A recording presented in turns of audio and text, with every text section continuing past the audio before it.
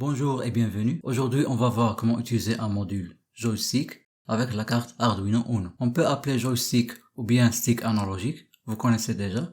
Il se trouve sur les manettes de jeux vidéo ou bien de consoles de jeux vidéo. Ce module contient deux potentiomètres, un pour chaque axe, et puis un bouton poussoir.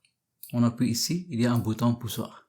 C'est très facile à utiliser avec la carte Arduino. Il a 5 broches. 2 pour l'alimentation, 2 pour les sorties analogiques qu'on branche avec les entrées analogiques de l'Arduino et 1 pour le bouton poussoir qu'on branche avec une broche numérique de la carte Arduino. On peut s'en servir pour contrôler des servomoteurs, des moteurs pas à pas et bien plus. Maintenant je vais brancher le module avec la carte Arduino et on va voir le premier code. Le module a été branché avec la carte Arduino. On va maintenant voir le premier code. C'est un test simple pour l'axe X seulement. Bon, voici le premier code. C'est un test très simple. Ici, on définit la broche d'entrée analogique de l'axe X, c'est 0 pour A0. Ici, on définit le mode de la broche. Et ici, on affiche seulement la valeur donnée par le potentiomètre. Donc, je vais maintenant téléverser ce code et on va voir le résultat.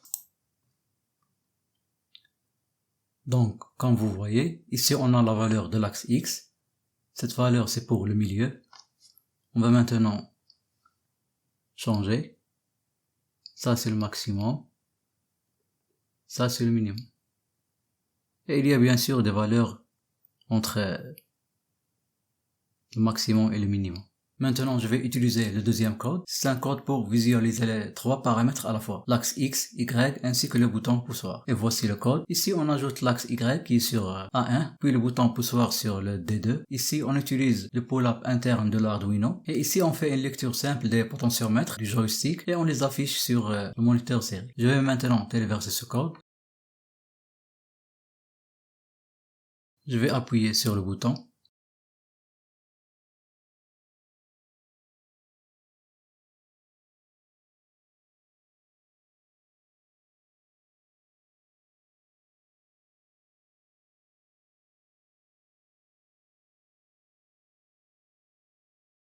Donc pour cet exemple, on va voir comment contrôler un servomoteur avec le joystick. Ici, on utilise seulement un axe du joystick ainsi que le bouton poussoir. On déclare le servo qu'on branche avec la broche numérique D6 et ici on lit la valeur du joystick pour l'axe X et celle du bouton poussoir. Si le bouton est appuyé, on revient sur la position 0. Et ici, comme on a vu tout à l'heure, il y a une valeur de milieu qui est à peu près 512, mais dans notre cas, ça change avec l'alimentation et peut-être par exemple 480 ou bien 490. Et ici on lit la valeur du joystick. Si elle est inférieure au milieu, on tourne dans un sens. Si elle est supérieure, on tourne dans l'autre sens. Donc maintenant, je vais téléverser ce code. Donc j'ai branché le servomoteur avec la broche numérique 6. Ici, je n'utilise pas 5 volts pour le module parce qu'il consomme trop de courant.